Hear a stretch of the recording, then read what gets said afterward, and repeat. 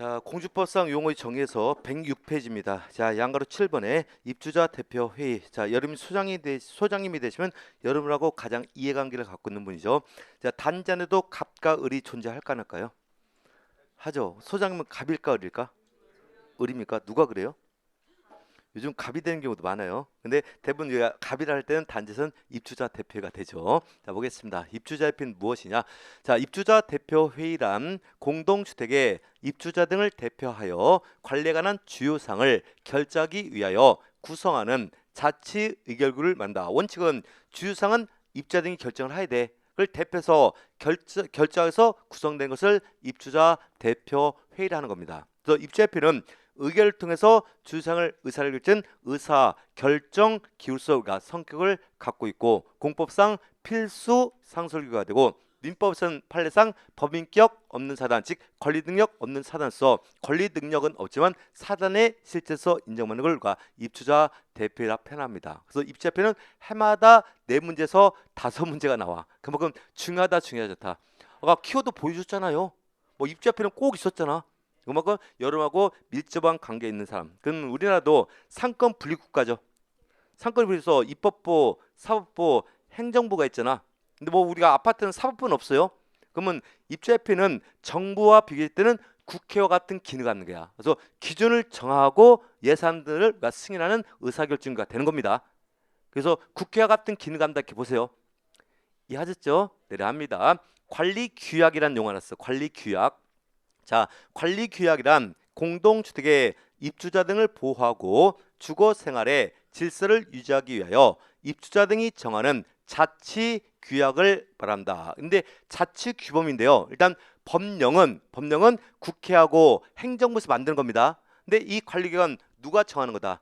입주자 등이 정하겠다는 거야. 무슨 얘기냐면 여러분들이 소장님이 되셨어요. 근데 공동주택을 관리할 때는 여러분 마음대로 관리하라 원리 원칙이 있어야 돼. 그 원리 원칙은 공주법이 되는 겁니다. 무슨 법이? 공주법. 근데 법령이란 것은 시시콜콜한 거지 다 정할 수 있다 없다? 없다는 거야. 근데 시시콜콜한 것을 그냥 놔두면은 혼란이 발생하잖아. 그럼 법령에 정하지 아니한 나머지 사항은 그 단지 안에 있는 자치규범인 관리규약으로 정해서 우리가 그걸 지켜야 될 도리가 생긴다는 얘기가 되는 거야. 그래서 이 자치규범인 관리규약은 그 단지 안에서 적용된 법률적 효과가 있습니다. 그래서 여러분들이 혹시 단지 안에서 분쟁이 발생했죠? 법원에 가잖아. 그럼 판사는 일단 법부터 먼저 따져보는 거야. 법이 있을 때는 이제 규약을 놓고 옳음을 판정해서 판결을 해줘요. 그래서 관리규약도 중요한 내용이 돼. 그래서 여러분들이 일단 소장님이 되셨잖아요. 일단 무슨 법에 따라 관리하고 공주법. 이제 법이 없는 건 규약에 따라 이미 집행하는 행정부의 기능을 갖는 겁니다. 넘어가요. 그래서 관리규약도 단지 안에서 작성되는 자치규범에다만 이해하세요. 자치규범 언제 어떻게 만들 건지 기본서 갔을 때 자세히 설명할 겁니다. 올해 관리규약에 관련된 문제만 3문제 나왔었어요. 넘어갑니다. 관리 주체 아주 중요하죠. 여러분들 이제 현재 이제 여기에 이제 소속으로 들어갈 거니까. 자, 관리 주체란 누구시냐? 자, 관리 주체란 공동주택을 관리하는 다매자를 말한다. 그럼 다매자는 것은 여러 사람이 있다는 거지.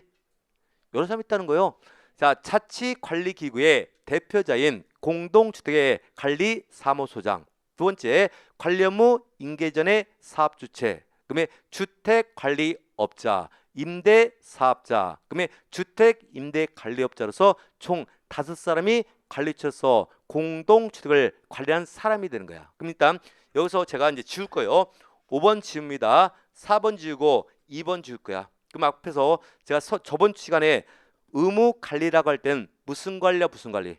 자치와 위탁 관리가 있잖아. 그것만 꼭 개념만 설명할 거예요. 자, 그러면 자치 관리 시에는 입주자 대표가 관리 사무장을 배치한다 했죠.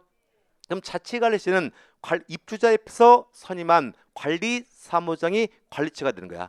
그래서 공동주택을 직접 관리비를 갖고 관리를 해줘야 돼요. 그다음에 주택관리업체에 의뢰해서 관리하는 방식이 뭐라 했어? 위탁관리. 그땐 주택관리업자가 소장님을 배치시켜야 돼. 의무관리상을. 소장을 배치하는 거예요. 근데 위탁관리 방식 때는 주택관리업자가 선임한 소장님이 관리처가 아니라 주택관리업자가 직접 관리처가 돼야 돼. 왜냐면 위탁관리는요. 위탁 계약을 입주대표와 주택관리업자가 직접 체결하는 거야. 이해하셨습니까? 그 때문에 누가 관리치가 되는 거다. 주택 관리업자가 돼야 돼. 근데 주택관리업자는 법인으로 이렇게 설립되거든. 그럼 한 개의 단지만 관리한다, 여러 개의 단지를 관리한다. 그러면 그 단지에서 혼자 상주할 수 있어 없어? 없잖아. 그러면 주택업자가 선임한 소장님은요, 소장님은 주택업자의 대리인이 되는 거야. 뭐가 된다? 대리인에서 주택관리업자의 업무를 대신 수행을 해주는 거야. 이해하셨습니까? 그러면 자치관리시는 입주자 대표가 되는 게 아니라 누가 되고 소장이 직접 관리치가 돼야 돼. 그렇지만 위탁관리시는 계약의 당사자인 주택관리업자가 관리치가 되지 소장은 아니에요. 소장은 주택관리업자의 대리인의 성격을 갖고 있을 뿐이야. 그러면 법조문에 이런 게 있어요. 관리주체는 공동주택을 공동주택관리법과 명령에 따라 관리한다 그랬어. 관리체는 무슨 법령에 따라 관리해라? 공주법. 근데 공주법령을 위반해서 관리하면 관리 측에 500만 원 이하 과태료를 부과한다고 돼 있어. 그러면 자치관리 시에 소장님이 공주법령을 위반했어요. 그땐 과태료가 누구한테 부과돼? 소장한테 부과되는 거야. 근데 위탁관리 시는 소장이 잘못해서 500만 원 과태료가 나왔어요. 주택관리업자한테 부과할까? 소장한테 부과할까? 그땐 주택관리업자한테 부과되는 거야. 그러면 주택관리업자 입장에서는 내가 월급 줬는데 억울해 안 억울해? 억울하겠죠? 그 나중에 소장님한테 구상권 청구 다 들어옵니다. 그럼 소장이 다 나중에 채용적 물어내야 돼. 월급 줬잖아.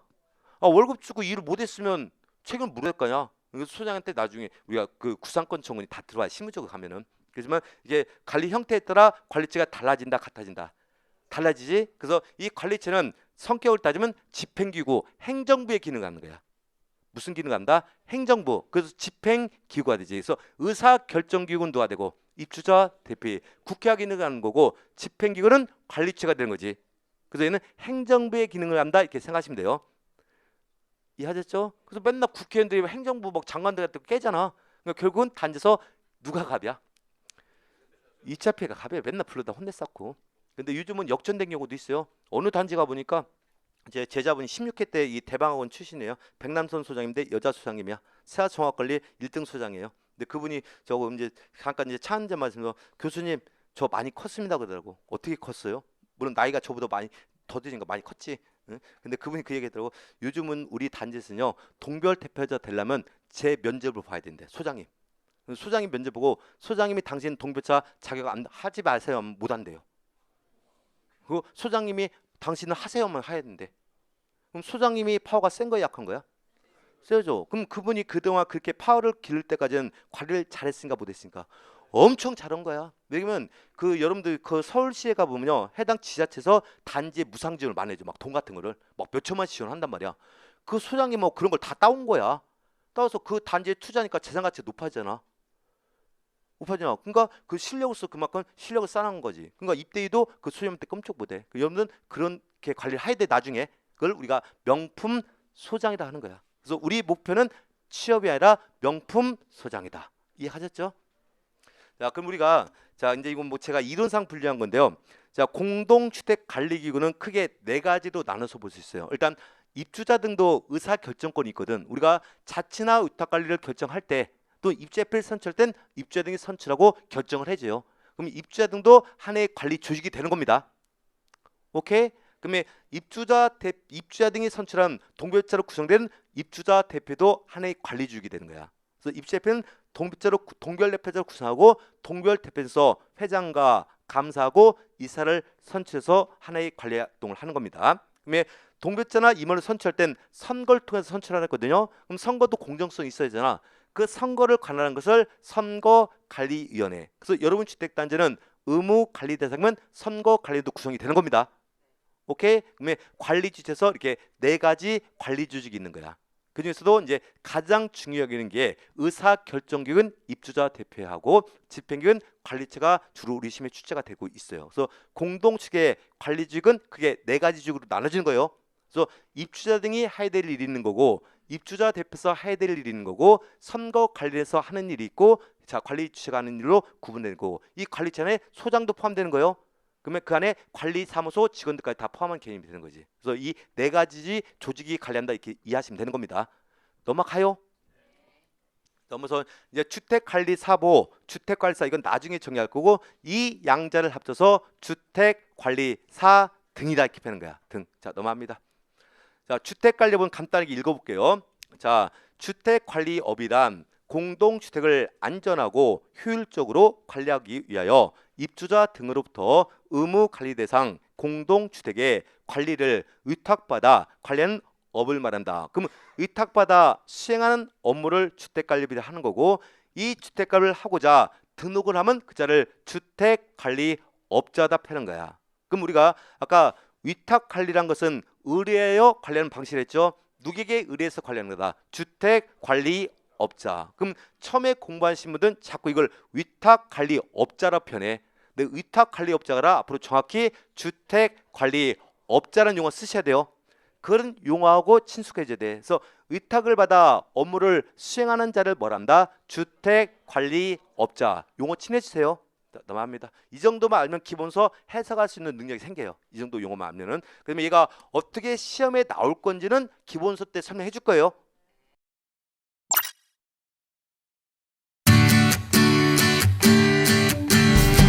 제가 매일 체크하겠습니다.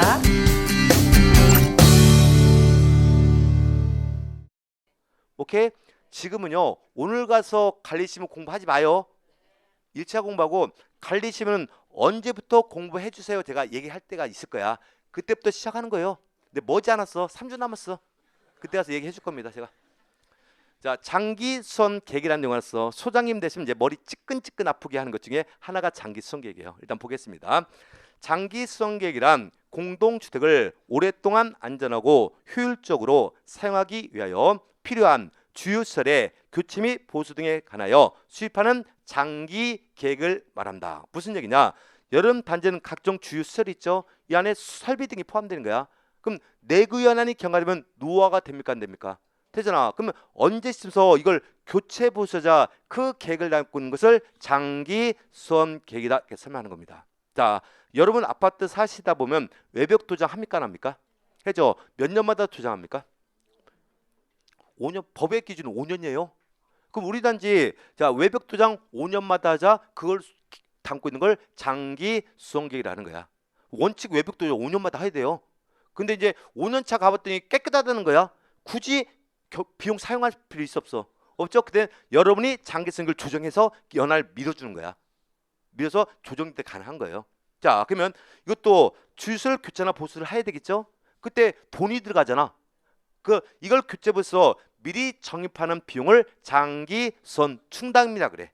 뭐란다? 그럼 그 연체에서 장선 충당금을 사용해서 이름이 교체 보수를 해야 돼요. 근데 이건 잘 해야 돼. 자, 주유소를 교체나 보수한다는 것은 자 재산 가치를 높여주는 거죠. 그걸 자본적 지출한 거야. 그럼 장선 충당금은 소유자한테 이루어온 거예요. 자, 사용자한테 이루어온 거야. 소유자. 그래서 그 비용은 입주자가 부담하고 사용자는 부담하지 않습니다. 그래서 비용이라도 목적에 따라 부담자가 달라지는 거예요. 그건 나중에 배울 거야. 그래서 주유소를 교체나 보수해서 수입하는 장기 계획을 무엇이란다? 장기 수선 계획이다. 이렇게만 이해하세요. 넘어갑니다.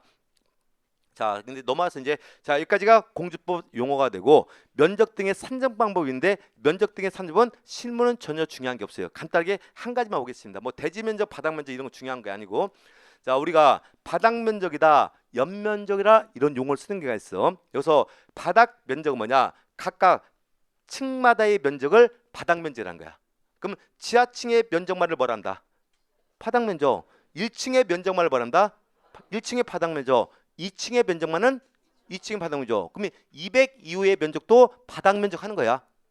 그러니까 특정 부분의 면적이라 할 때 뭐라고 그러고 바닥 면적. 그 모든 하나의 건축에서 모든 바닥 면적을 더해서 얘기할 땐 연면적이다 표현하는 거야. 특정 부분의 면적은 뭐라고 표현하고 바닥 면적이고 전체 면적을 합산 면적을 연면적이다 한다. 이렇게만 이해하세요. 근데 연면적이라 할 땐 지하층도 면적을 포함시키는 거야. 넘어가요. 넘어갑니다. 자, 지금부터 이제 109페이지. 자, 주택. 자, 들어가는데 우리는 이번 시험에 합격을 하면 무슨 자격을 취득하는 겁니까? 주택관리사보나 주택관리사. 이 중에 주택관리사가 직접 되는 분도 있어요. 실무 경험이 있는 분들은 몰랐어요? 모르고 공부했어요? 알고 공부해야지. 그래서 일정한 실무 경험이 합격하기 전에 경력도 인정해요. 인정해서 일정한 경력이 있으면 23회 시험에 합격하잖아. 바로 사가 되신 분도 있고 보가 되신 분도 많아요. 근데 주간반은 대부분 보가 많아. 근데 야간반은 아파트 경력이 있는 분은 사가 직접 되는 경우도 있어요. 근데 우리는 주택가사 자격증을 취득했습니다. 그럼 무엇을 관리하는 사람이야? 주택. 일단 공동주택까지는 들어가지 말고 주택관리사 보니까 우리는 주택을 관리하는 사람이에요. 그럼 주택은 중요하다 중요하지 않다. 엄청 중요하니까 주택에 관련된 문제가 관계복귀와 관리 있으면서 해마다 세 문제씩 나오는 거예요. 이해하셨습니까? 자, 그럼 지금부터 주택이 무엇인지 보겠어요. 이 주택의 정의는 주택법에서 정의를 하고 있어. 무슨 법에서? 주택법에서. 한번 보겠습니다. 법을 보니까 주택법 제2조 1항 1호에 보니까 주택이란 세대의 구성원이 장기간 독립된 주거 생활을 할 수 있는 구조로 된 건축물의 전부 또는 일부 및 그 부속 토지를 말하며 세대의 구성부터 말하는 때가 정의고, 자, 주택법에서는 주택을 구분하겠답니다. 공동주택과 단독주택으로 구분하겠다. 이건 종류를 구분해 주는 거야. 자, 그럼 지금부터 하나하나 뜯어보겠는데, 자, 주택상 주택에 대해서는 구성 요건이 있답니다. 구성 요건. 자, 근데 주택이란 용어 안에 건축물이라는 용어가 들어갔죠. 그럼 주택도 건축물이다, 건축물이 아니다. 건축법상 건축물이야. 근데 건축물은 하나의 공간이죠. 공간이 물리적 공간이라는 얘기야. 거기에 거주하는 주체가 있어야 돼. 누가 거주했냐? 그 건축물의 세대의 구성원들이 거주할 때만 주택이 되는 거야. 그래서 세대의 구성은 그 세대원들 말하는 거야. 오케이? 그럼 세대의 구성원들이 거주하지 않는 공간은 주택이다 아니다. 자, 우리 생활 주변에 호텔 있죠. 호텔에서도 먹고 자고 할 수 있어 없어요? 먹고 자고 할 수 있잖아. 근데 그 호텔에서 먹고 자고 하는 사람들은 그 호텔의 세대의 구성원이 아니지. 그럼 호텔은 주택이 될 수 있다 없다? 없어. 반드시 세대의 구성원들이 거주한 공간만 주택이라 부를 수 있는 겁니다. 두 번째, 자 보니까 구조는 어떤 구조냐? 구조는 장기간 독립된 주거 생활을 할 수 있는 구조예요. 주거자는 먹고 자는데 독립이 돼 있어야 돼. 독립됐다는 건 뭐냐? 그 세대의 구성원들이 다른 세대의 구성으로부터 사생활의 보호를 받을 수 있는 구조가 된다. 그때만 주택상 주택이 될 수가 있다는 뜻이야. 그래서 나중에 보면 이 주택상 주택의 독립된 주거는 욕실과 부엌을 갖고 판단해요. 뭐가 뭐? 침실은 당연히 하는 거고. 그래서 욕실과 부엌을 그 세대 구성들이 단도로 이용하면 그건 독립된 주거로 판단해줘. 근데 욕실과 부엌을 공도로 이용하잖아. 그건 독립된 구조가 아니라고 판정을 해버려. 그럼 독립된 구조가 아닌 것은 원칙적으로 주택부상 주택이 될 수 있을까 없을까? 없겠죠. 자, 그럼 우리가 기숙사라는 거 이미 알고 있지 머릿속에. 기숙사. 기숙사도 건축물입니까? 건축물이 아닙니까? 건축. 주거 합니까? 안 합니까? 하죠. 하죠. 그래서 건축물이고 주거를 하기 때문에 건축법은 걔를 주택으로 분류해줘. 뭘로 분류한다? 주택으로 분류해줘. 오케이? 근데 주택법상 주택은 독립된 구조로 돼 있지. 돼 있잖아. 근데 기숙사는 부엌을 단독으로 이용합니까? 공동 이용해. 그건 독립된 구조입니까? 아닙니까? 아니죠. 그래서 이 기숙사한 게 묘한 게요. 건축법에 가면 주택이 되는데, 자, 주택법은 걔는 주택이 아니야. 이해하셨습니까? 왜? 독립된 구조가 아니기 때문에. 그래서 항상 주택상 주택은 원칙적으로 독립된 구조가 돼야 되는 겁니다. 자, 세 번째. 자, 주택은 자, 어떤 분야? 건축물의 전부도 될 수 있고 일부도 될 수가 있다. 이건 무슨 얘기냐? 자, 여러분들이 단독 주택을 구입했어요. 자, 등기소에 등기하러 가죠. 등기하러 가잖아. 소유자 몇 명으로? 한 명으로. 그럼 소유권이 하나만 인정된다는 뜻이야. 아, 단독 주택 안에는 소유권이 하나밖에 인정이 안 돼요. 이해하셨습니까? 물론 뭐 공동명의는 할 수 있지만 소유권 자체는 하나밖에 없다는 얘기야. 그래서 전부가 되는 거 뭐냐? 소유권이 하나로 이루어진 주택이라는 뜻이야. 자, 일부가 된다는 것은 무슨 뜻이냐? 아파트를 한번 연상해 볼까요? 아파트는 501호하고 502호의 소유자가 같습니까? 다릅니까? 다르잖아. 등기상 명의자가 다르단 말이야. 이렇게 일부분에도 소유권을 인정하잖아. 이걸 직권법에선 이걸 구분 소유권이라 하는 거야. 그러니까 이렇게 일부도 주택이 될 수 있다 없다? 있다. 자, 주상복합도 보면요. 이것도 집합 건물이거든. 위에는 주택이죠. 밑에는 상가잖아. 상가는 주택이 될 수 있어 없어? 없지. 이렇게 일부도 주택이 될 수 있는 겁니다. 그래서 주택은 건축물의 전부가 될 수도 있고 일부도 될 수가 있다. 자, 그 다음에 주택상 주택은 부속 토지까지도 주택으로 인정해버려. 그럼 토지도 주택이다 아니다? 주택이다. 자, 우리가 단독주택이 되든 공동주택이 되든 구분을 했어요. 자, 등기사서 등기할 때 몇 개 등기를 해야 돼? 2개 돼. 건축물 등기하고 대지 등기 따로따로 한단 말이야. 아파트도요. 이 501호 구분 소유권이지 이 전유분을 소유하기 위해서는 반드시 대지 사용권이 있어야 돼. 그 대지 사용권도 대지 소유권이야. 그땐 전유분의 지분비를 나눠줘요. 이것도 등기를 해야 돼. 그래 내게 되는 거야. 이해하셨습니까? 근데 우리나라는 이렇게 등기를 2가지를 한단 말이야. 하다 보니까 우리가 주택 하면은 이게 건축물만 이렇게 주택으로 보고 있단 말이에요. 근데 외국에서는요. 자, 대지 등기 하나면 건축물 등기까지 같이 돼 버려. 근데 이 공법은 우리나라가 자체로 만든 게 아니라 외국법을 뺏겨다 쓴 거거든. 그 때문에 부속 토지도 주택에 포함이 되는 겁니다. 이해하셨습니까? 그러니까 항상 우리 시험에 나오죠. 주택상 주택은 부속 토지는 제한한다. 여기서 그런 노골적인 표현이 정답이 되는 거야. 부속 토지도 포함하는 겁니다. 오케이? 자, 여기까지가 주택상 주택의 정의가 되고 주택선 이 주택을 구분해 주겠답니다. 무슨 주택과 무슨 주택? 단독 주택과 공동 주택. 그러면 전부가 된다. 소유권이 하나인 단독 주택을 의미하는 거고 일부가 된다. 구분 소유권 관계는 공동 주택의 의미를 갖고 있는 겁니다. 그러면 이제 나중에 이제 이 안에 이제 종류별로 이름이 나눠질 뿐이에요.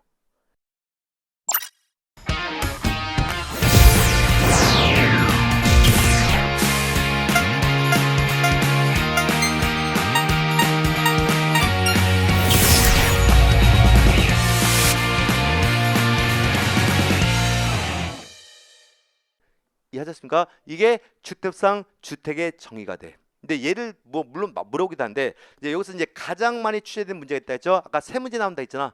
그 3문제가 어디냐? 주택의 종류를 찾는 문제 나오는 거야. 종류. 근데 종류를 찾는 문제를 왜 많이 물어보냐? 법에 따라서 종류가 달라지기 때문에 그래. 그럼 법에 따라서 종류가 달라진 것은 복잡하다, 복잡하지 않다. 엄청 복잡해. 뭐 건축법에 따라 주택의 종류가 달라지고 주택법에 따라 주택의 종류가 달라지고 자, 공동주택 관리법에 따라 주택의 종류가 달라지고 민간 임대차에 관한 특별법, 공공주택 특별법, 법령에 따라 종류가 다 달라져. 그러니까 해마다 3문제씩 우리가 출제가 돼. 근데 뭐 너 어렵게 생각했어요. 이 주택의 종류는요. 실무에서도 수없이 들 거고 강계 복교 시험도 수없이 드니까 여기는 땡큐하고 맞춤 파트야. 당연히 그냥 맞아줘요 여기는. 그러니까 자, 그럼 뭐 그건 나중에 설명할 거고. 자, 주택상 주택도 건축물이다 건축물이 아니다. 근데 이 건축물은 무슨 법에서 정의를 하고 있었어요? 건축법. 주택은 주택법이지만 건축물은 건축법에서 정의를 하고 있었잖아. 그러면 주택의 종류도 건축법상 종류가 가장 기본이 되는 거야. 무슨 법상? 건축법상. 우리는 주택도 건축이기 때문에. 근데 아까 건축법에서는 건축물을 유사한 구조로 묶어놓는다 했지? 그걸 건축물의 용도라고 그랬어. 무엇이라 했다? 건축물의 용도. 용도는 수십 가지가 있단 말이야. 그중에서 주택 용도는 딱 2가지가 있어요. 단독주택과 공동주택의 용도가 있는 거야. 무슨 용도 무슨 용도? 단독주택의 용도란 게 있고 공동주택의 용도. 그 세부적인 구조관계는 복귀 시간에 배울 거예요. 이해하셨습니까? 자, 2가지 용도인데 또 건축법 시행령에 보니까 각 용도별로 종류가 있어. 야, 시행령 뜻입니까? 이 단독주택 용도 안에는 4가지 주택이 있답니다. 몇 가지? 4가지. 단독주택, 다중주택, 다가구주택, 공간으로 구성이 돼 있어. 자, 그러면서 앞에는 광의 개념의 단독주택이 나왔죠. 얘는 협의 개념의 단독주택이잖아. 좀 개념은 다른 거야. 아까 단독주택에는 소유권이 몇 개가 있다 했어? 하나로 있지. 그럼 이 앞에 있는 것은 이 4가지 주택 소유권이 하나인 주택의 전체 개념이 되는 거야. 오케이? 자, 뒤에 있는 단독주택은 우리가 길을 가다 보면 눈에 보이는 1층짜리 한옥집, 양옥집 있잖아. 그걸 의미하는 거예요. 오케이? 그게 중요하라. 일단 건축법령에 보니까 단독주택의 종류 몇 가지? 4가지. 한번 불러볼까요? 단독주택, 다중주택, 다가구주택, 공간이 있는 겁니다. 몇 가지요? 4가지. 무슨 법이에요 지금? 건축법이에요. 자, 공동주택 안에는 또 4가지가 있어요. 아파트, 연립주택, 다세대주택과 기숙사. 이걸 다 공동주택에 포함시키는 거야. 자, 4가지 불러볼까요? 아파트, 연립주택, 다세대주택, 기숙사. 그럼 각각 몇 가지씩 있어요? 4가지죠. 무슨 법령일 때? 건축법령. 이 규정이요. 주택법령으로 넘어가잖아. 주택법령이나 주택법에서는 공간 탈락돼요. 기숙사 탈락되고 건축대표선 3가지씩밖에 없어. 그래서 항상 자, 이 주택의 종류를 물어볼 때요. 건축법령이냐 주택법령 우선 체크하고 들어가야 돼. 건축법령과 주택법령에 따라 종류가 달라지기 때문에. 이해하셨습니까? 그게 우리가 디테일을 요하는 거야. 이해하셨습니까? 그러니까 기본적인 분류가 되는 거예요. 자, 그럼 어떤 문제냐냐? 가장 전형적인 문제는 이걸 박스에다 다 섞어버려. 그래서 단독주택에 해당 것을 모두 골라라. 그럼 위에 것만 찾아내면 되겠지. 공동주택에 해당 것을 몰라 밑에 거 찾는 거. 올해 복귀 또 던졌어. 오케이? 왜냐면 우리는 주택을 관리하는 사람이니까 가장 기본이 이 주택의 단독과 공동주택을 구분한 게 가장 중요한 겁니다. 이해하셨어요? 두 번째, 그러면 이걸 상관을 어떻게 구분할 거냐? 이건 자 요건을 갖고 우리가 구분하는 거야. 지금부터 제가 구분을 해줄게요. 어떤 게 다중주택이고 어떤 게 다가구고 어떤 게 아파트인지를 지금부터 구분해 줄 겁니다. 제가 넘어서 지금부터 자 뭐 층하고 필요티 나중에 정의할 겁니다. 자 광림이 단독주택이 났어. 단독주택. 자 이것은 4가지가 안에 있다고 했죠. 이 주택들은 소유권이 다 몇 개다? 하나로 구성된 거야. 하나로. 그럼 첫 번째 협의 개념의 단독주택이 났어요. 이건 뭐냐? 대전에 한 채로 구성되고 한 세대가 사는 주택들이 있죠. 우리 길 가다 보면 그 대전 한 채로 이렇게 돼 있고 한 세대가 사는 주택 있잖아요. 이걸 단독주택이라 하는 겁니다. 넘어가요. 근데 제가 담당하는 과목은 공동주택 관리 실무입니다. 그럼 여러분들 소장님이 되셨죠? 주택 중에서도 뭘 관리하는 사람이야? 공동주택이죠. 그러면 단독주택은 중요하다 중요하지 않다. 원칙은 중요하지 않은 거야. 우리 관리 대상물이 아니기 때문에. 근데 그중에서 다중주택과 다가구 주택은 종종 출제가 돼요. 이건 공동주택과 구분을 위해서. 자, 그럼 다중주택은 뭐냐? 다음의 요건을 모두 갖춘 주택을 말한다. 그러면 지금부터 3가지 요건을 모두 충족할 때면 다중주택이지. 이 중에 한 가지 요건이라도 충족하지 못하면 다중주택이 아니라는 얘기죠. 그럼 지금부터 왜 다중이라고 붙였는지 우리가 설명할 겁니다. 첫 번째, 학생 또는 직장인 등 여러 사람이 장기간 거주할 수 있는 구조로 되어 있는 거. 아까 앞에서 주택상 주택은 세대의 구성원들이 거주한다 그랬죠. 근데 다중주택은 여러 사람이 거주하는 거야. 그래서 무리중자를 써서 다중이다 이렇게 쓰는 거야. 이해하셨습니까? 그럼 우리 대학교 주변에 하숙집들 있죠. 그 하숙집의 개념을 갖는 게 다중주택이야. 그렇게 이해하세요? 그렇게 이해하자고요. 두 번째, 자 구조는 어떤 거냐? 독립된 주거 형태를 갖추지 않아야 돼. 자 그럼 독립된 주거 형태를 갖췄답니다. 그러면 다중이다 아니다? 아니다. 독립된 주거 형태가 아닐 때만 다중주택으로 인정하겠다는 거예요. 자 그럼 독립됐는지 안 됐는지 어떻게 판단할 거냐? 법에서 제시를 해줍니다. 가를 읽어보니까 앞으로 독립된 주거 형태가 아니란 건 뭐냐? 각 실별로 욕실은 설치할 수 있으나 여기서 치사스라는 것은 부엌을 의미하는 거야. 치사스를 설치하지 아니한 것을 말한다. 그럼 무슨 얘기냐? 앞으로 자 각실이 있어요. 각실인데 각실로 욕실이 다 들어가 있는 상태야. 근데 부엌이 들어갔다 안 들어갔다 안 되고 공동 치사 구조 같잖아. 그럼 독립된 주거가 안 되는 거야. 그럼 만약에 각실별로 욕실도 들어가고 부엌이 같이 들어가잖아. 그게 독립된 주거로 판단을 해주는 거야. 이해하셨어요? 그럼 앞으로 독립된 주거의 판단은 무엇과 무엇을 갖고 있다는 거다? 욕실과 부엌. 침실은 반드시 가는 거고. 그냥 개념만 이해하세요. 자 여기서 가장 중요한 것은 규모가 중요한 거야. 규모. 자 보니까 함계동에 주택으로 쓰는 바닥 면적 합계가 몇 제곱미터 이하이고 330m 이하. 그럼 330을 초과하는 것은 다중이 아닌 거지. 이하이고 자 주택으로 쓰는 층수가 몇 개층 이하일 것? 3개층 이하. 그럼 개층은 지하층을 포함하는 거지. 포함하잖아. 그래서 단순해서 얘는 지하층은 재고 따지라는 얘기야. 그럼 지상층만 3개층 이하가 된다는 거야. 물론 지하층을 주택의 용도로 쓸 수 있을까 없을까? 있어요. 하지만 층수를 딸 땐 지상층만 따지는 얘기야. 그러면 다중에서 가장 키워드가 되는 거 뭐냐? 각실별로 욕실은 들어갈 수 있다 없다. 하지만 각실로 치사는 안 되고 공동 치사 구조를 갈 때만 다중이 되는 겁니다. 두 번째, 자 면적은 얼마냐고? 330m 이하. 그럼 층수는 3개층 이하가 될 때만 다중주택을 하는 겁니다. 이해가셨어요? 아니 뭐 그림 찍지 마세요. 그 기본서 갈 때 찍으세요. 기본서 갔을 때. 기본서 또 보여줄 테니까. 그때는 뭐 이걸 포인트를 다 잡아줄 거예요. 지금 계략적인 관계만 알아라는 얘기예요. 자, 다가구 주택 들어갑니다. 다음의 요건을 모두 갖춘 주택으로서 공동주택에 해당하지 아니한 것을 말한다. 그럼 얘는 주택인데 다가구라는 것은 여러 가구 살고 있다는 뜻이죠. 근데 공동주택에 해당한다, 해당하지 않는다. 해당하지 않는다는 단서 갖고 있어요. 좀 이따 설명해 줄 겁니다. 첫 번째, 자, 층수가 나요. 주택을 쓴 층수가 3계층 이하가 되대. 몇 계층이야? 3계층이야. 다만 지하층은 제한다. 그럼 지상층만 3계층 이하가 된다는 뜻이에요.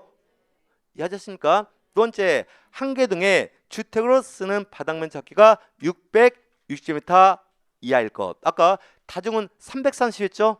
얘는 660m 이하가 되고, 세 번째, 19세대 이하가 거주가 되대. 몇 세대야? 19세대. 그러면서 19세대라고 표현했죠? 이 세대라고 표현한 것은 독립된 구조가 돼 있다는 뜻이야. 이해하셨죠? 자, 근데 19세대가 살다도 공동주택에 해당하는 것, 해당하지 않는 것, 해당하는 거지. 그럼 결국은 세대별로 소유권이 인정이 된답니다. 안 되고 그러면 소유권이 하나밖에 없는 거야. 그래서 집주인이 살면서 나머지 세대는 세를 놓는 구조가 되는 게 다가구가 되는 거야. 소유권 19세대가 살다도 소유권은 몇 개다? 하나밖에 존재하지 않는 게 다가구 주택이에요. 만약에 19세대가 사는데 세대별로 소유권이 인정되잖아. 그때는 다세대도 분류가 돼요. 이해하십니까? 그래서 다세대와 다가구는 소유권 갖고 분류하는 거야. 일단 갑니다. 일단 층수할 땐 지하층은 제한다 했지? 지상층은 몇 개층이야 돼? 3계층 이하가 돼. 자, 그러면 주택을 쓰는 면적은 얼마? 660m 이하. 그때는 지하층을 주택을 쓸 땐 면적은 지하층도 포함을 시켜줘. 근데 그거 따지 말고 층수가 몇 개층? 3계층. 면적은 660m 이하. 다만 몇 세대가 이하 거주해야 돼? 19세대 이하가 거주해야 되는 겁니다. 그럼 얘는 소유권 관계 어떻게 되냐면, 자, 현재 101호, 202호, 202호가 있어. 그러면 다가오는 공동주택, 단독주택. 단독이잖아. 그럼 이 건물에는 소유권이 몇 개다? 하나. 그럼 집주인이 살면서 나머지는 임대를 놓는 구조가 다가구가 되는 거야.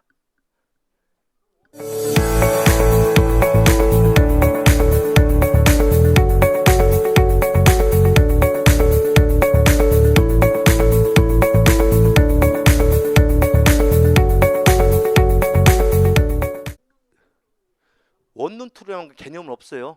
그러면 일반적으로 부동산 쓰는 거지. 원룸투룸이 내부적 가야 되게 도시형 생활 아니 그 등기부등 떼봐야 돼. 건축물 대장 떼봐야 돼요. 그는 뭐 도시형 생활 주택이 될 수도 있어. 걔는 그건 단순히 그렇게 물어서는 저는 몰라요. 그래서 공간이 났어. 공간 주요 정보이사들이 거처하는 곳. 청와대가 될 수도 있고 총리관저가 될 수도 있고 시장 관저가 될 수도 있는 거지. 공간도 단독주택이지 공동주택이 아닌 겁니다. 그래서 단독주택은 대략적으로 다중과 다가구 기가 돼. 다중과 다가구 주택은 여러 사람이 살더라도 단독이다, 공동이다. 단독이다만 기억하세요. 자, 넘어갑니다. 이제 드디어 이제 공동주택이 나왔어. 뭐 굉장히 복잡해. 이건 나중에 설명할 거고. 근데 공동주택에도 단선이 있어요. 기업부터 니을까지의 규정에서 층수를 산정할 때는 지하층을 주택의 층수 포함한다, 제한다. 제한다. 그럼 앞으로 모든 주택의 층수는 지상층만 따져주겠다. 계층자가 붙었을 때는 원칙은 지하층 포함하잖아. 하지만 계층자 붙이라도 주택에서는 지하층 층수는 빼주겠다 이런 뜻을 갖고 있는 겁니다. 그냥 넘어가요. 드디어 아파트가 나왔습니다. 아파트. 근데 아파트가요, 우리 관리 대상, 의무 관리 대상 공동주택 중에서 가장 많아. 근데 시험에는 잘 등장이 안 돼요. 왜냐면 간단한 거니까. 이게 자, 아파트를 구분할 때요, 면적은 안 따지고 층수만 갖고 따져. 층수서 5개층 이상이면 무조건 아파트로 갑니다. 몇 개층? 그러면 지하층 빼고 따진다 했지? 그럼 최소한 전체 층수가 몇 층짜리가 돼? 5층짜리는 나와야지. 그럼 4층짜리 아파트가 있을 수 있을까 없을까? 아니, 얘는 4층짜리 아파트가 어떻게 있어요? 4층이란 것은 지상층만 따지는 건데. 아까 층은 지상층만 따진다 했죠. 계층 지하층 포함다 했잖아. 근데 주택은 지하층 빼고 따지는 거야. 그럼 5개층이라도 지상층만 최소한 5층 이상이 된다는 뜻이야. 이해가셨습니까? 그럼 4층짜리 딱 4층짜리 건축물은 아파트가 될 수 있어 없어? 안 되는 거야. 그래서 친구분한테 전화 왔어. 야 친구야, 나 아파트 이사 갔어. 집들이 와서 나 축하 좀 해줘. 그 여름 물었어. 야 몇 층짜리 아파트야? 그러니까 4층짜리 아파트래. 있을 수 있어 없어? 공부하기 전에는 몰랐지. 뭐 4층짜리 아파트라면 아파트인 줄 알았지. 근데 공부해보니까 그건 아파트가 아니잖아. 왠지 내가 똑똑해지는 기분이 안 드세요? 뭐 상식이 풍부해. 그때 친구한테 야 4층짜리는 아파트는 없다 가르쳐 주세요. 응? 그럼 너 어떻게 알았어? 나 주택관리사 공부하면서 똑똑해졌어. 친구야 같이 똑똑해지자. 손잡고 오세요. 어디로? 에듀윌로. 그래서 얘는 간단하게 층수만 같다니까 우리 시험에 자주 등장하잖아. 근데 아파트는 중요한 겁니다. 왜? 우리 관리 대상물 중에 가장 많은 거니까. 근데 우리는 목표가 뭐라 했어? 공동주택에 무엇이 되겠어? 소장, 취업이 우리가 목표라 했잖아요. 그러면 나중에 취업을 나갔잖아. 그럼 지역별로 소장님 모임 합니다. 그러면 약주 한 잔씩 드시고 이제 노래방 가서 놀다가 이제 집에 가야 돼. 집에 갈 때 마지막에 단체곡으로 부르는 노래가 있어. 아파트입니다. 아파트, 윤수리 아파트. 그러니까 아파트 미리 연습해 놓으세요. 아, 노래방에서 끝나고 마지막 정리하잖아. 근데 단체가를 한번 부르고 끝낸단 말이에요. 그때는 아파트가 주제곡이 됩니다. 넘어가요. 자, 여기서 이제 우리 시험 이제 아파트는 층수가 몇 개 층 이상이면 면적을 따진다 안 따진다? 안 따지고 무조건 아파트가 되는 겁니다. 근데 이제 시험은 무엇이 등장하냐? 연립주택하고 다세대 주택이 다 정답이 돼요. 여기면 물론 연립주택은 넉 자죠. 다세대는 5자지. 근데 걔를 빼놓고 밑에는 요건을 보잖아. 글자 개수도 똑같아. 글자 모양도 똑같고 숫자 모양도 똑같아. 딱 2자가 차이나. 초과냐 이하냐 이 차이만 발생해. 그래서 얘를 정답을 많이 끄집어내요. 한번 볼게요. 연립주택이란 주택으로 쓰는 한개동의 바닥면적 합계가 자 620을 기준해서 초과다 이하다. 초과. 층수는 몇 개 층이야? 4개 층이야. 당연히죠. 5개 층부터 아파트니까. 오케이? 근데 보니까 얘는 야 여기는 키워드가 620이 키워드라 초과다 이하다. 초과야. 한번 앞에서 연립주택을 볼게요. 연립주택은 일단 층수는 지상층만 따진다 했죠? 몇 개 층이야? 4개 층이야. 그러면 주택을 쓰는 면적만 다 더했을 때는 얼마 기준에서 610을 기해서 초과가 나와야 돼요. 그럼 여러분들 아파트의 전체 면적이 넓어야 돼요? 연립주택의 전체 면적이 넓어야 될까? 그건 모르는 겁니다. 우리가 아파트가 넓어야 한다, 연립주택이 넓어야 한다 모르는 거야. 자 보세요. 연립주택은 면적이 660제곱미터 이하짜리가 존재할 수 있어 없어? 없죠. 근데 아파트는 660제곱미터 이하짜리가 있을 수 있지. 이게 층수 맞고 따지는 거니까. 그럼 아파트와 연립주택의 구분의 실익이 있어야지. 근데 면적이라 층수가 되는 거예요. 무엇이 된다? 층수 갖고 따지는 거 면적 못 따져요. 아파트가 넓어야 한다, 연립주택이 넓은다, 면적 못 따진 거야. 무엇이 구분이 되는 거다? 층수가 되는 거예요. 이해하셨습니까? 자 이제 다세대 주택으로 넘어갑니다. 자 주택으로 쓰는 한개동의 바닥면적 합계가 620을 기해서 초과다 이하다. 야고 층수가 4개층 이하인 주택을 말한다. 자 이 요건에요. 글자 개수를 세어보잖아. 세어보면요. 연립주택하고 똑같아. 모든 글자 형태도 똑같아. 차이점이 뭐냐? 초하고 이하 차이밖에 없어. 그 때문에 항상 얘를 바꿔 나오는 거야. 이해하셨습니까? 그럼 얘는 키워드가 뭐가 키워드야? 이하가 키워드가 되는 거예요. 그게 디테일을 우리가 요구하는 거지. 자 그럼 얘는 일단 층수는 지상층만 따지니까 몇 개 층이야? 4개 층이야. 면적계는 600m 이하가 되는 거죠. 그러면 다가구와 연립주택의 구분의 실익은 층수 갖고 구분할 수 있을까 없을까? 없고 얘는 면적을 갖고 따지는 거야. 620을 기준해서 초과가 되면 연립, 이하가 되면 다세대가 되는 거죠. 이해했죠? 근데 다세대는 단독주택입니까? 공동주택입니까? 공동주택이죠. 그래서 다세대 주택은 세대별로 주인이 다 달라. 구분조건각으로 이루어지는 거지. 물론 다가구 주택은 3개층 이하죠. 다세대는 4개층 이하지. 다가구는 3개층 이하예요. 다세대는 4개층 이하잖아. 물론 층수도 차이가 있을 수는 있어. 근데 다세대도 3개층 이하짜리가 될 수 있어 없어? 있지. 4개층 이하라고 했으니까 3개층도 포함이 되는 거지. 그러면 다가구와 다세대 구분은요. 뭐 갖고 구분한다? 층수라 소유권 관계야. 다세대와 다가구의 구분은요. 자 소유권 갖고 구분하지 층수 갖고 구분하는 게 아니에요. 그래서 그 건축물의 여러 세대가 살더라도 소유권이 하나가 돼 뭐가 되고 다가가 되고 각 세대별로 소유권이 인정되면 다세대 주택이 되는 겁니다. 이해하셨어요? 자, 넘어갑니다. 기숙사가 났어. 뭐 기숙사라는 건 우리가 다 알고 있는 거죠. 학교나 공장에서 학생이나 종업원들이 쓰는 게 기숙사야. 근데 기숙사를 분리할 때도 있어요. 기숙사란 것은 한 개 동에 공동치사시설 이용 세대수가 50% 이상은 그걸 기숙사로 분류해 주는 거야. 몇 퍼센트 이상이 나오면. 근데 공동치사시설 이용 세대수가 그럼 더 많다는 얘기죠. 그럼 공동치사란 것은 독립된 주거다 아니다. 아닌 세대가 더 많다는 거지. 이해했잖아. 그러면 현재 건축법 안에서는 기숙사란 것은 공동주택 안에 포함이 돼 있죠. 포함이 돼 있잖아. 근데 주택법상 주택으로서는 독립된 주거 아니잖아. 그래서 주택법에 가면 얘는 공동주택이 아니라 준주택 다른 데로 가버려. 주택으로 인정하지 않아요. 그때 항상 법령에 따라 이 주택의 범위가 달라지는 거예요. 근데 주택도 건축입니까? 건축물이 아닙니까? 건축물이죠. 그다음에 가장 기본적인 주택의 종류는 분류관계는 건축법상 분류가 가장 중요한 겁니다. 그래서 건축법상 단독주택의 종류 4가지 불러볼까요? 단독주택, 다중주택, 다가구주택, 공간. 자, 건축법령상 공동주택의 종류 다 불러볼까요? 아파트, 연립주택, 다세대주택, 기숙사. 그러면 뭐 면적 얼마인지 다 잊어버려도 상관없습니다. 각각 몇 가지? 그거는 기억하고자. 다음 주에 그럼 기억하고자. 각각 몇 가지? 4가지. 그럼 다음 주에 우리가 자 주택법상 주택을 들어가기 전에 마지막 정리하고 들어갈 겁니다. 자, 일단 주택의 유권을 한번 따져보자는 거야. 주택의 유권.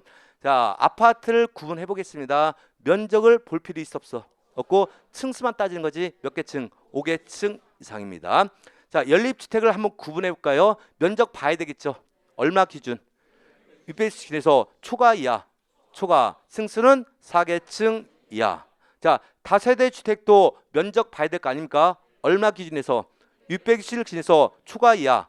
야, 층수는 4개층이야. 그럼 아파트 연립에서 키워드는 620이라 초과와 이하가 키워드에서 이거 갖고 정답 끄집어내는 겁니다. 이걸 맨날 바꿔도 이것만 바꿔 나오니까. 자, 다가구 주택도 한번 구분해 볼 거 아니에요. 면적은 얼마? 660m. 야, 다가구는 660이에요.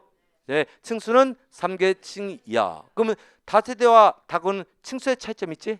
근데 다세대와 다가구의 구분은 층수다, 소유권이다. 소유권을 갖고 따지는 거야. 그래서 같은 세대가 살도 이렇게 세대별로 주인이 다 구성되고 구분 소유관계로 이루어졌다는 거지. 그럼 무엇이 되고?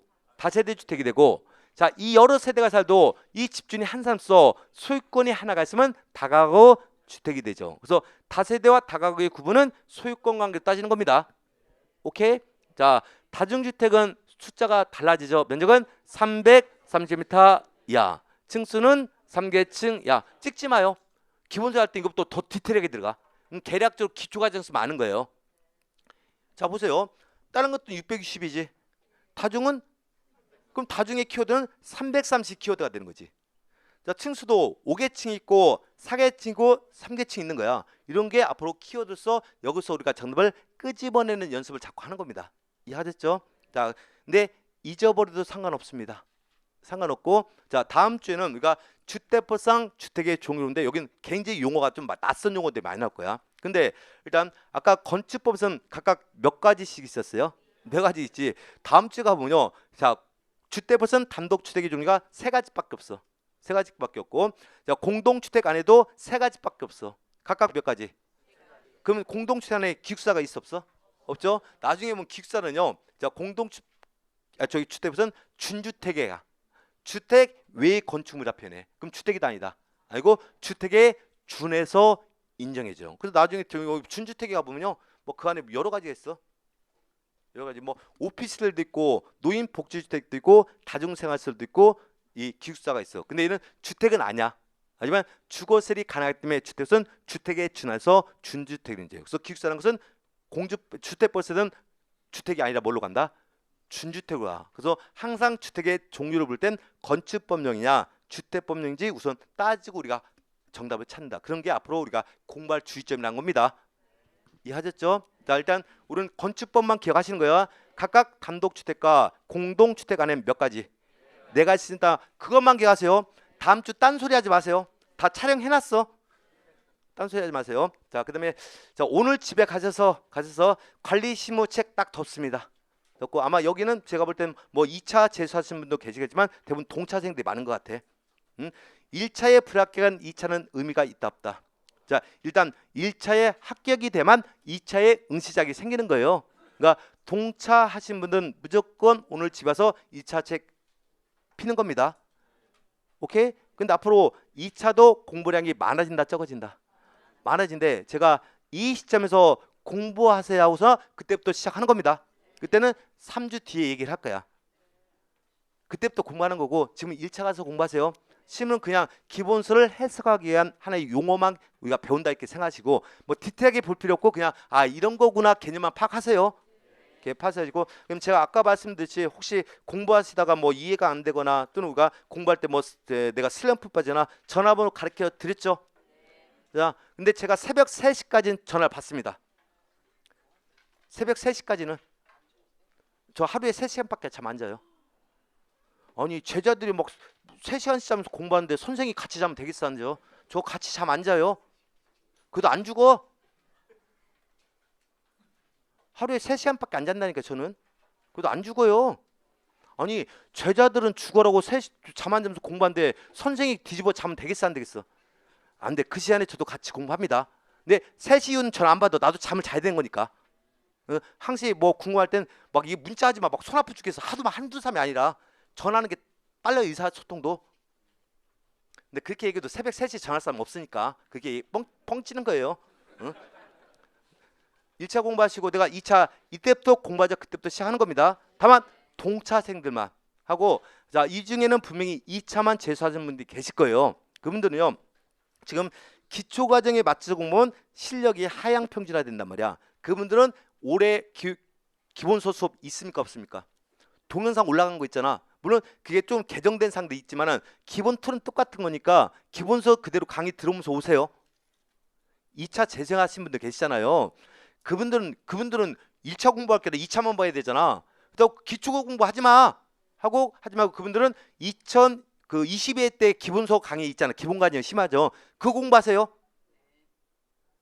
2차 재생들 달리 가야 돼. 이해하셨죠? 그다음에 아까 제가 학습 전략한 것은 그 데이터는요. 그 제가 운영하는 밴드에다 다 올려놨어요. 출력해서 꼭 한 번씩 읽어보세요. 이해하셨죠? 자, 오늘 여기서 마칩니다. 수고 많으셨습니다. 그런데 말입니다. 에듀윌에선 이 모든 혜택의 유료 회원 수강료를 돌려받을 수도 있다는 사실 알고 계셨습니까? 진짜 10만 원을 주더라고요. 한 달에 100만 원 버는 친구도 봤어요. 이게 진짜 대박이라니까요. 네, 친구 추천을 하시고 친구가 유료 회원가입을 하게 된다면 10만 원을 입금해드리고 있습니다. 친구만 추천해도 10만 원을 입금해주는 에듀윌 친구 추천 이벤트. 참으로 놀라운데요. 그리고 이 모든 혜택들을 많은 수강생들이 동행해 주길 진심으로 부탁드립니다.